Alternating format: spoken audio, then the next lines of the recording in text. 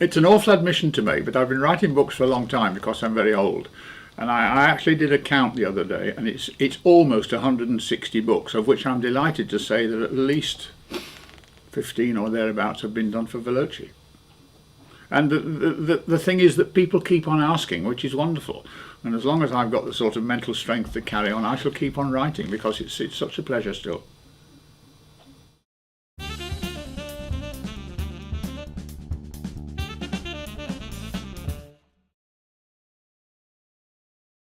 Bless it, yes, of course. My first book with Veloce was, it's still in print, thank you very much. The first book was about a history of the Ford Cortina.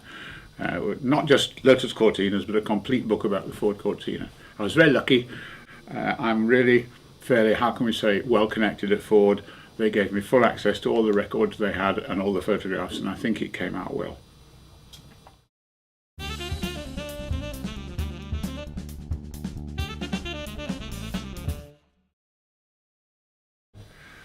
I always have books in the pipeline.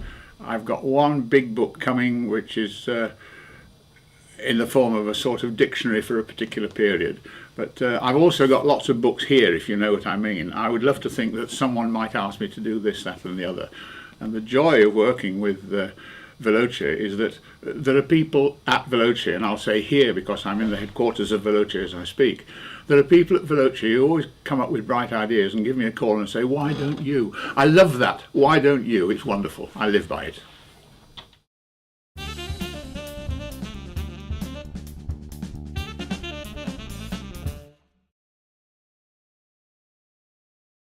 I can't believe that people are very interested in what I've done, but I was lucky. I was a grammar school boy.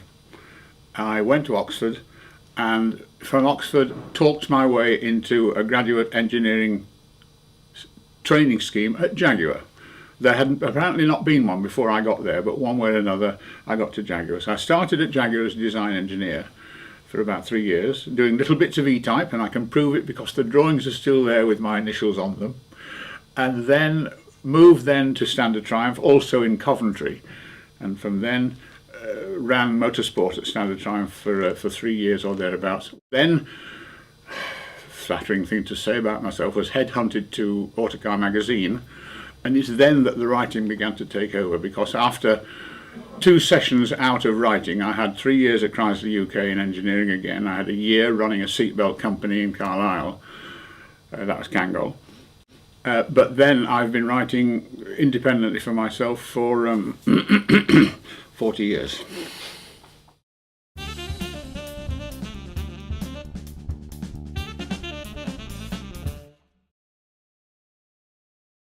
When people ask me what I've done, the answer is usually the last real job I had.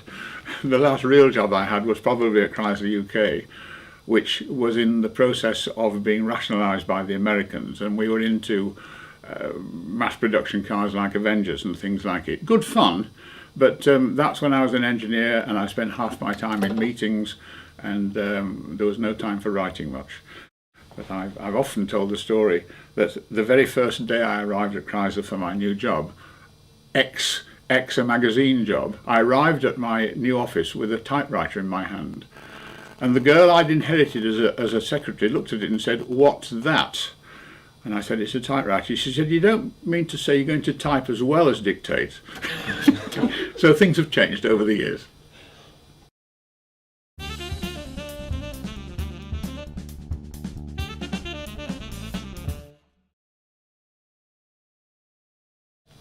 When I went to Oxford, I didn't have any money and didn't have a motor car. In fact, a car was not allowed at Oxford anyway, but I got into the Oxford University Motor Club and became what one became, a gopher, a marshal, a helpful man to help organise events, and eventually got into co-driving. Got to Coventry, joined motor clubs in Coventry, and became what must have been quite a competent co-driver. So within 3 years or thereabouts in Coventry, I got myself into works teams. I was in the Sunbeam Works Rally team as a co-driver for some time. I was also, it's the stupidest thing I ever did also, I was offered a position as what they called a pool navigator at BMC the Mini Cooper and Austin Healey Brigade, but they said, oh, by the way, there are no fees in this. We'll just call you when we want you. And I said, yeah, hang on, how am I going to live? So I said no to that. So then, having been a co-driver for several years and again working at Standard Triumph, my boss at Standard Triumph, Harry Webster, my mentor in many ways, who was technical director, he cornered me one day and said, right, he said, you've had enough fun co-driving for other companies. He said, he said, I'm going to reopen motorsport at Standard Triumph. You're going to run it, pause, for me. There was no question as to who was the boss. You're going to run it for me. So I then ran motorsport for Standard Triumph for 3 or 4 years, at the same time carrying on doing quite a lot of co-driving in British events. Then came the dreadful time in about 1966 when I began to realise that as night followed day, literally as night followed day, I would start a night rally at about 10 o'clock at night, and by 12:30, 1 o'clock in the morning, I'd been sick at the side of the road. Sorry about this, but this happened every weekend, and eventually I thought, this is silly. No amount of pills, no amount of therapy or whatever was going to stop me being ill in a rally car, and I thought, this is silly, which is when I stopped. So ever since then, I've been what you might call pontificating on what other people should do, as if I knew what I was doing, which isn't true.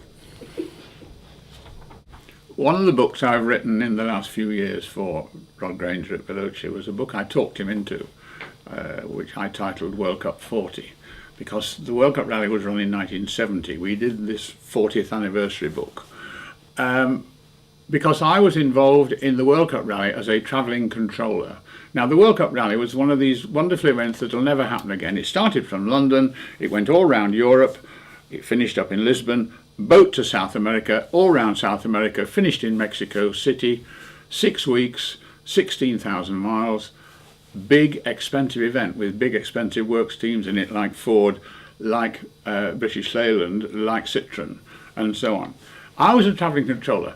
Now, I don't think I had as many control visits as 1 or 2 other people. I don't think I had as many flights as 1 or 2 other people. But it opened my eyes to what the world was all about. And as I've often said, and I get boring about it, and it's written down in the World Cup 40 book, it was a unique event that can never be done again.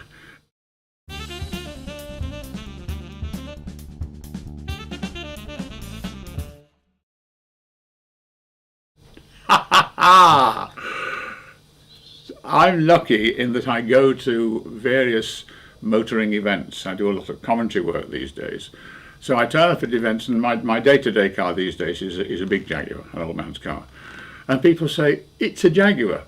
Why haven't you got a ... And if I'm working, say, for the Mini Cooper Club, they wonder why I'm not in a Mini Cooper, and so on and so on. To which I have an answer, because I can't afford one now. I want a Lancia Stratos. And the advert here is that I've written a book on Lancia Stratos by Veloce, which is still in print. I loved them when they were new. They were the best rally car in the world in the 70s, no question. The silly thing was that I could have afforded one at the time. When they went out of rallying, they were worth about £5. And yet I never bought one. Now, you can't buy them for a king's ransom, which is a shame. So my favourite car of all time is still a Stratos. The problem is, the Stratos was designed effectively around a superstar Italian called Sandro Munari, who was about a foot shorter than me and very slim. I can't really get into a Stratos anymore.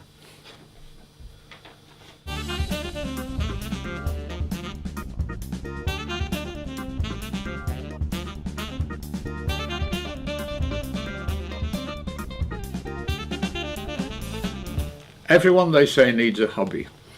And in the Robson family, you'll notice, by the way, I've partially stripped to show you the t-shirt, which was a Christmas present t-shirt from my son to me.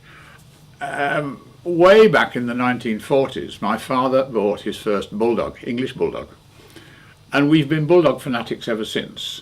And when my dear father passed on, I became the Bulldog owner, as it were. And it was only in the last few years that, because I'm now alone at home, I had to pass on the Bulldog tradition to my son. As I say, everyone has their own fanaticism. I have a Bulldog fanaticism. Like a lot of people in the dog world, if you go for a particular breed, you can't understand why anyone else should want to know any other sort of dog. absolutely wonderful. Most of the myths about bulldogs are not true. In other words, the breathing difficulties, not the, I think it's 8 we've now had over the years, not with the 8 we've had. Breeding difficulties, yes, that's true enough, but then I've usually had dogs rather than bitches, so I can't go through that. But they're quiet, they're peaceful, they love children, preferably raw.